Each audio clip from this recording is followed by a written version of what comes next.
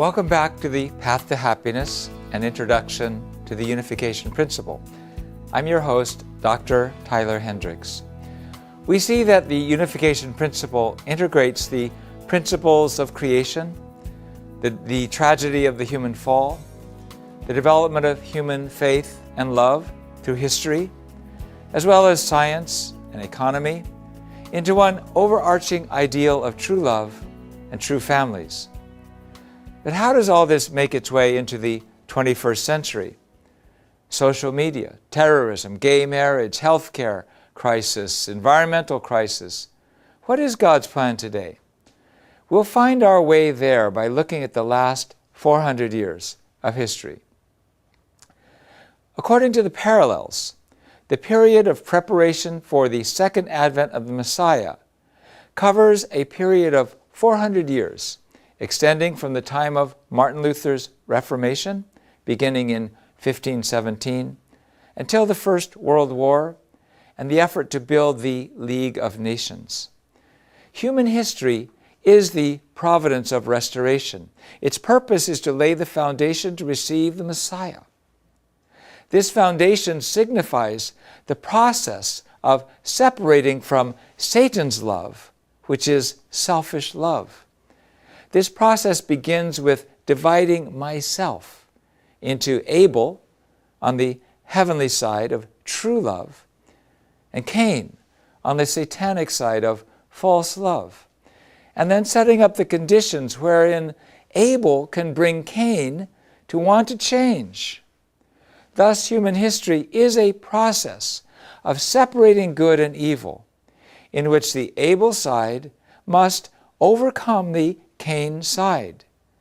It comes down to a struggle between good and evil, beginning in myself, extending to my family, my country, my religion, all the way to the world level. God divides good and evil and establishes the conditions wherein the good side can naturally win over the evil side through sacrificial love.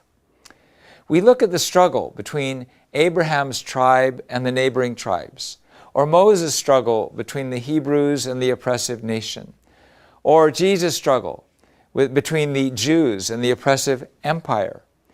Central figures in each age made conditions through which the chosen people, chosen to sacrifice, could unite and win over the larger environment of Satan's domain.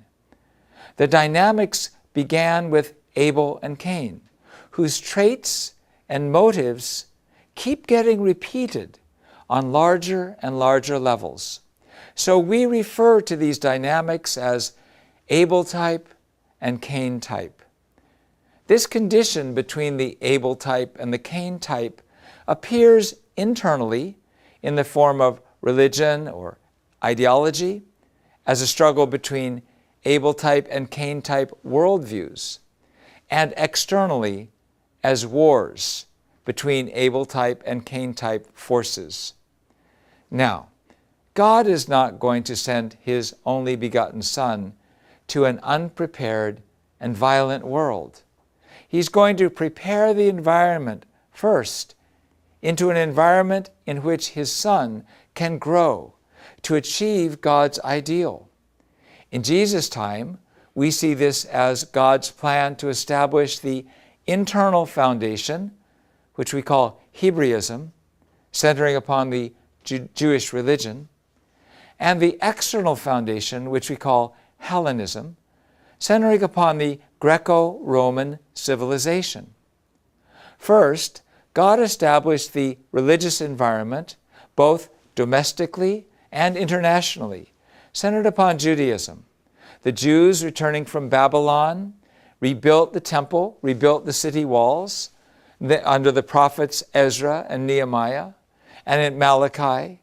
And the Israelites repented for their worshiping foreign idols and began to study and compile the law, along with the entire Old Testament scriptures, thus bringing about a revival of Jewish faith and practice. Thereby they restored the foundation of faith. The Jews, having been dominated by many imperial powers, longed for the restoration of God's nation and looked forward with great expectation to the Messiah's advent as the central figure to build that nation. In the midst of such expectation, Jesus appeared. Along with such a domestic religious revival, spiritual preparation necessary to receive the Messiah took place around the world, beginning from around 500 years before Christ, an era that social historian Karl Jaspers branded the Axial Age. God advanced Indian religion by forging the new path of Buddhism, centered upon Shakyamuni. In Greece, Hellenistic culture developed centered upon Socrates. And in Asia, Zoroastrianism arose, centered on Zoroaster, and Confucianism developed as a system of ethics and morals, centered upon Confucius. In this way, these all happened at the same time in world history. And in other ways, other developments, God established religions suitable to the cultures in each area of the globe. Jesus appeared upon this prepared foundation with God's intention of unifying all these cultural spheres centered upon the one true God through the true parents, who would have engrafted Judaism and incorporated Hellenistic civilization, and then expanded to Buddhism, Confucianism, and all other religions. An immense cultural sphere centered upon the Greek language connected the globe via a prosperous economy and well-organized legal system established under the Greco-Roman Empire, the Pax Romana. This foundation was established so that once Jesus had gathered Jerusalem under his wing, he could advance to Rome and then expand the scope of the messianic message and mission to the world centered upon Rome. In the same way, God has established the religious, political, and cultural environment for Jesus' return. The Cain-type worldview began in the 14th century as a Renaissance, a revival of Hellenism, with Italy leading the way. This was a revival of ancient Greek humanism and ultimately led to movements of reform, reforming medieval society as a whole and the Catholic Church, which had been suppressing the external values of original human nature. This movement eventually affected science, politics, economics, and religion. It set off a historical trajectory based upon humanism, which seeks to fulfill the external desires of human nature.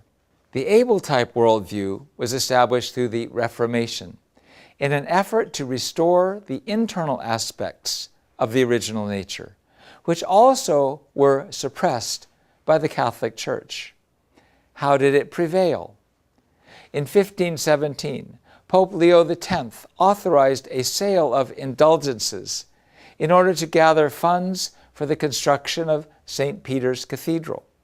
Martin Luther, a monk and professor at the University of Wittenberg in Germany, questioned this. The leadership of northern Germany supported his rebellion against the church, and this spark of revolution was spread by John Calvin and Ulrich Zwingli and their followers to France, Switzerland, England, and the Netherlands. This led to the outbreak of international war between Catholics and Protestants, which lasted for 100 years and was eventually settled at the Treaty of Westphalia in 1648. As a result, Europe divided between Protestant and Catholic, with the principle that each country's monarch could decide that country's religion. The Reformation and Renaissance was the first stage, which led to the Enlightenment and the Awakenings. We'll talk about the Enlightenment first.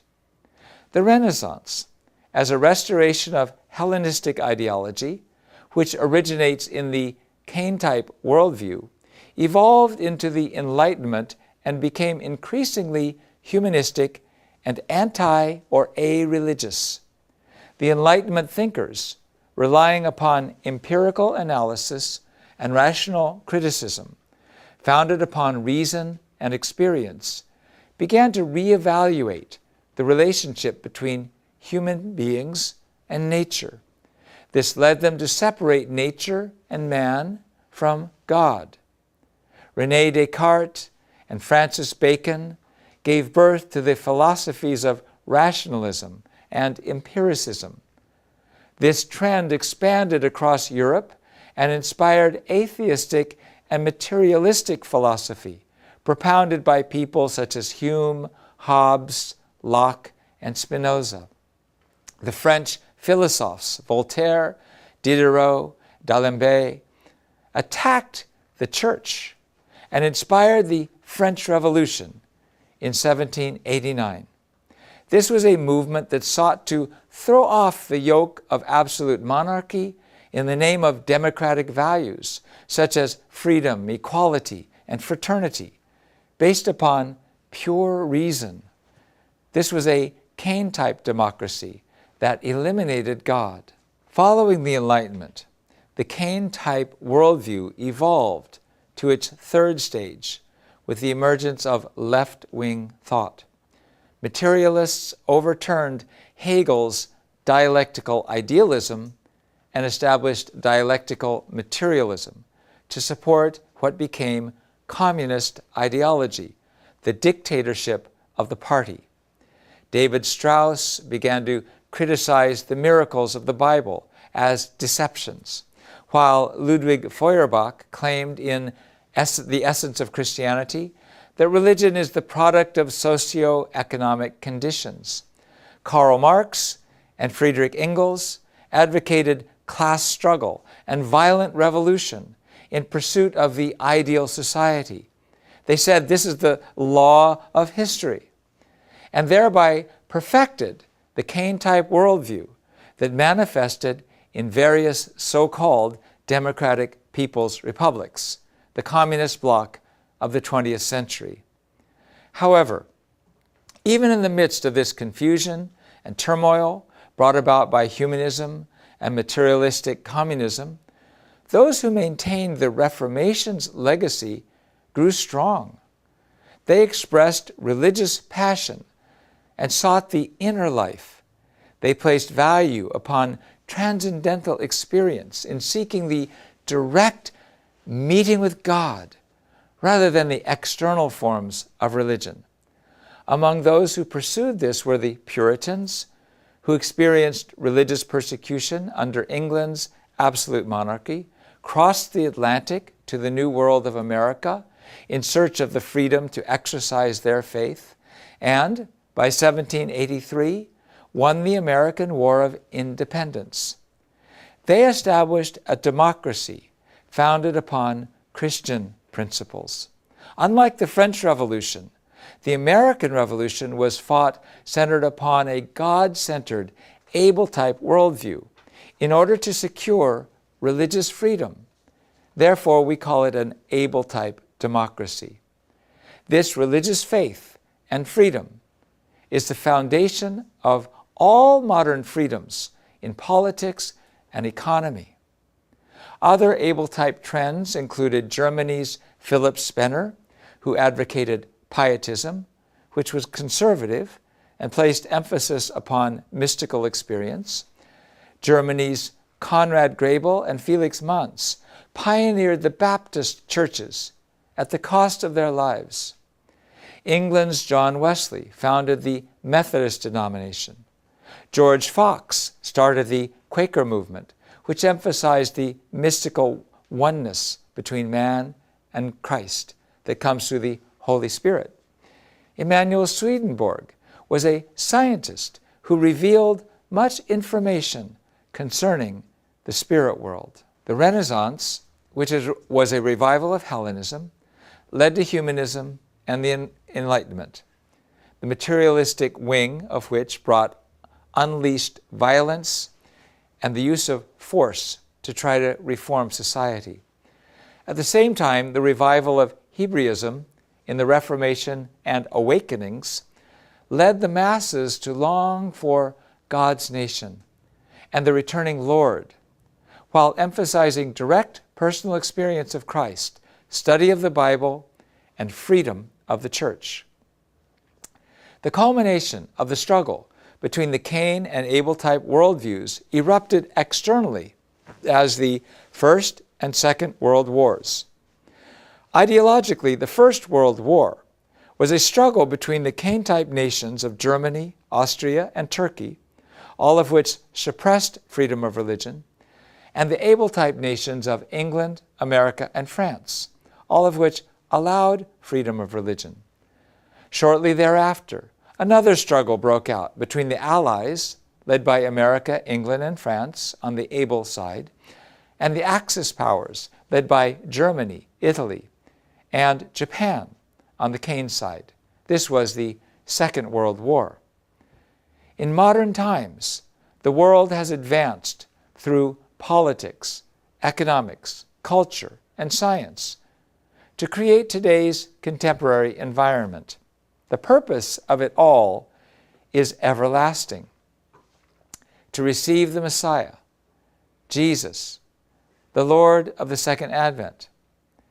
This is the achievement of the democratic political sphere, based upon freedom of religion, which has spread across the globe at the time of the Second Advent.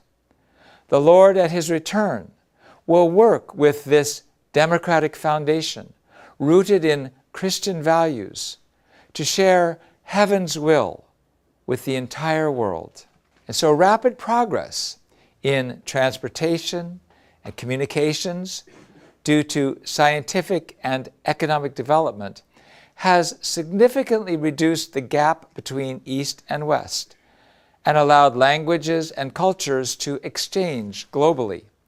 Thus, an environment has been established in which the Lord can rapidly expand the reach of His message and His love. This period in which the environment necessary to receive the Lord of the Second Advent is established is known as the period of preparation for the Messiah. Through it, we can once again glimpse the heart of God, who is our true parent.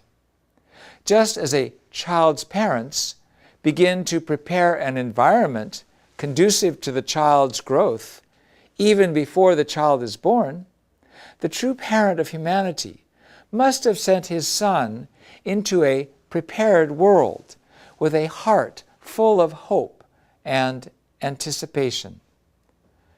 Christians believe that the Second Advent will bring about the last days and the end of history.